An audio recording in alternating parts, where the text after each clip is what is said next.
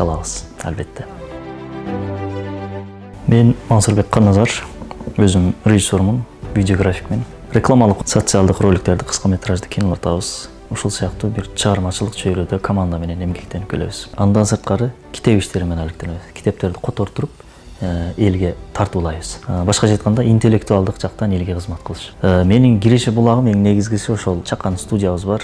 Видеороликтерди, социалдык роликтерди буйртма катары алып, тартып башкаларга, ушу компанияларга, ишкерлерге, же болбосо бир мекемелерге беребиз. Анан көпчүлүк ойлошот, бул тармакта эмгектенгендер оокаттуу болушат, жакшы табышат деп, финансылык, каржы жактан.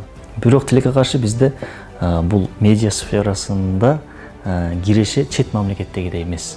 Мындан келди экономика канчалык жогору болсо, бул медиа сферасындагы иш аракеттер дагы, медиа продуктларды өндүрүү дагы ошончолук бат, жакшы өнүгөт. Ошондуктан биздин кирешебиз, жашоо деңгээлибиз орто эле.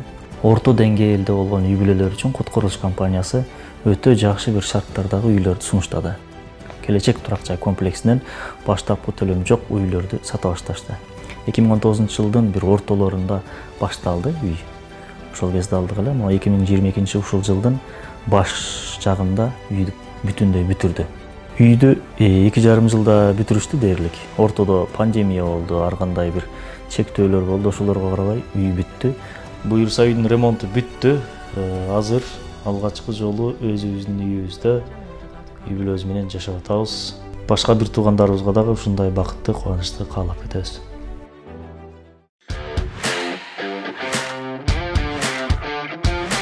Кут курулуш компаниясы бул Кыргызстанда жөн эле курулуш компания эле болуп калбастан бир кайрымдуулук фонд сыяктуу дагы элдердин сезимине калыптанып калды. Себеби дегенде өткөн жылы баарыбыз күбө болдук. 5 батирди бир ойнотту, 10 батирди бир ойнотту. Жалпы жонунан 15 батырды элге ачык берди.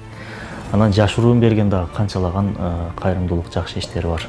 Ушундай компаниялар элибизде, жерибизде көбөйсө, көптөгөн чыгармачыл инсандарды колдоп келатат, көптөгөн муктаж болгон катмардагы элдерди дагы колдоп келатат.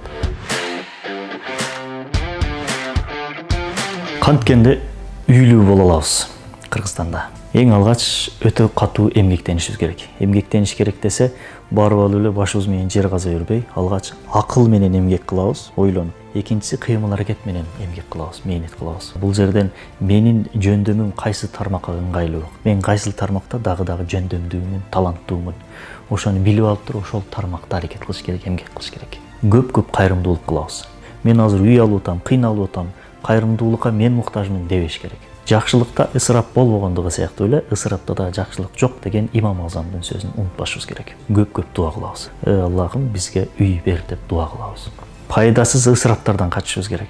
Аялдарыбыз убактылуу шуба кийбей турушу керек, бетин краскалабай туруш керек. Биз эркектер дагы убактылуу жанагындай пайдасыз шерине, мерине, той топурларга акчабызды чачпай, сабыр кылып күтүп турушубуз керек.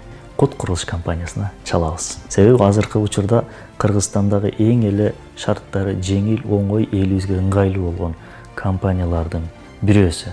Биздин мүдөөбүз, максатыбыз бир эле үй менен чектелбеш керек. Мүдөөнү, максатты кенен коюшубуз керек. Кудай Тааланы өзүбүздөй ойлошубуз керек. Кудай Тааламдын казынасы кенен, мээримдүүлүгү кенен, берешен зат, чексиз бай зат. Анан жалаң эле материалдык нерселерге байлана бербей, ушуну да унутпайлы.